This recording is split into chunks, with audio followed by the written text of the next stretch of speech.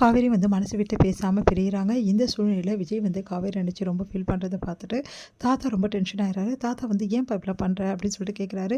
இல்லை தாத்தா, அவங்க குடும்பத்தை விட்டு காவேரி பிரிக்க எனக்கு மனசு இல்லை, அதனால தான் நான் அமைதியாக இருந்தேன் அப்படின்னு சொல்கிறாரு. அது எப்படி பாடி அமைதியாக இருப்ப? அவள் பாரு இவ்வளோ பிரச்சனை ஆகி கூட உன்னை தேடி வந்திருக்கா. அந்த மாதிரி பொண்ணை விட்டுட்டு உன்னால் எப்படி இருக்க முடியும்? உன் பொண்டாட்டி விட்டு உன்னால் இருக்க வாழ முடியுமா அப்படின்னு சொல்லி கேட்டோன்னே அழறாரு. தாத்தா, அவங்க என்ன எல்லாரும் தப்பாக புரிஞ்சுருக்காங்க தாத்தா அப்படின்னோடனே, அவங்க தப்பாக புரிஞ்சா புரிஞ்சுன்னு போதுப்பா. காவேரி உன்னை நல்லா தானே புரிஞ்சிருக்கா. அவள் தேடி தானே வந்தா. ஏன் பப்ல பண்ணுறேன்? இல்லை தாத்தா, நான் எல்லாரோட நம்பிக்கையும் இழந்துட்டேன். அதனால் எல்லோரோட நம்பிக்கையும் நான் வந்து திரும்ப வந்து எடுத்துகிட்டு வந்து காவேரியும் கூட்டிகிட்டு வருவேன் தாத்தா. இது சத்தியம் தாத்தா அப்படின்னு சொல்லிட்டு போகிறாரு. இங்கே வந்து ரொம்ப சந்தோஷப்படுறாரு தாத்தா.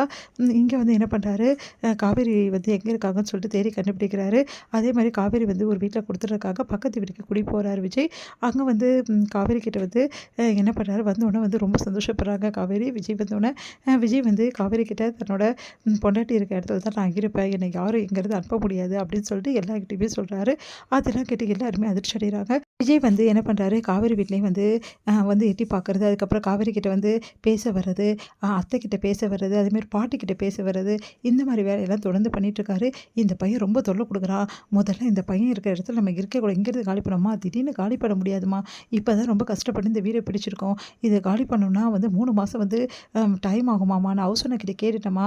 அவங்க என்ன சொல்கிறாங்கன்னா, நீங்கள் 3 மாதத்துக்கு முன்னாடி நோட்டீஸ் தரணும், அப்புறமா தான் காலி பண்ண முடியும், நீங்கள் உடனே காலி பண்ண முடியாது அப்படின்னு சொல்லிட்டு சொல்கிறாங்கம்மா. என்னடி சொல்கிற? ஆமாம்மா, ஒரு 3 மாதம் நம்ம இங்கே தான் இருந்தாகணும். நான் இப்போ தான் சொல்லியிருக்கேன், இதுக்கப்புறம் தான் 3 மாதம் கழிச்சு தான்மா வீடு பார்க்க முடியும் அப்படின்னு சொல்லிட்டு கங்கா சொல்கிறாங்க. என்னது இப்படிலாம்மா ரூல்ஸ் இருக்குது? ஆமாம்மா, இந்த மாதிரிலாம் இருக்குமா இங்கே அப்படி சொன்னோன்னே, ச்சே, இப்படி என்ன பண்ணுறதுன்னு தெரியலையே. இந்த விஜய் வந்து இங்கே இருக்கானே, என்ன பண்ணுறது? அந்த பையன் இங்கே இருக்கிறது எனக்கு கொஞ்சம் கூட பிடிக்கலம்மா. நம்ம ஒன்றும் பண்ண முடியாதும்மா. நான் ஹவுஸ் ஓனர்கிட்டே பேசி பார்த்துட்டேன் அத்தை. அவர் வந்து அதெல்லாம் தெரியாது. உங்களுக்கு வீடு வாடகை வீட்டுக்கு வந்து அந்த தம்பிக்கு வாடகை விட்டுருக்கேன். அவர் ரொம்ப நல்லவர். அவர் என்ன பண்ணுறாரு உங்களெல்லாம் அப்படின்னு சொல்லிட்டு ஹவுஸ் ஓனர் நம்மளை பார்த்து கேட்குறாருமா. வீடு காலி பண்ணால் நீங்கள் காலி பண்ண போங்க, ஆனால் 3 மாதம் கழிச்சு தான் காலி பண்ண முடியும்னு சொல்லிட்டாருமா. ஆமா அத்தை, நானும் எவ்வளோ பேசி பார்த்துட்டேன். இப்போ என்ன பண்ணுன்னு தெரியல அத்தை.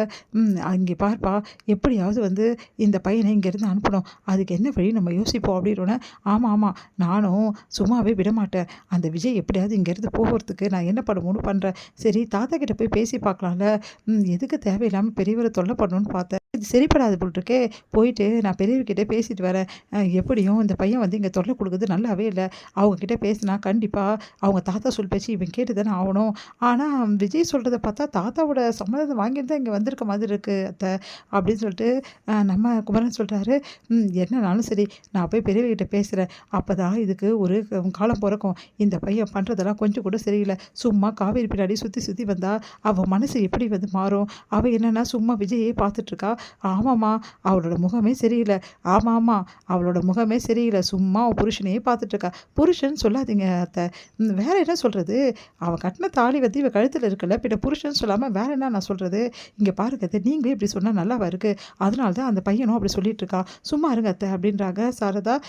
நான் உண்மையை சொன்னால் யாருக்கும் பிடிக்கிறது இல்லை, நான் என்ன பண்ணுறது அப்படின்றாங்க பாட்டி.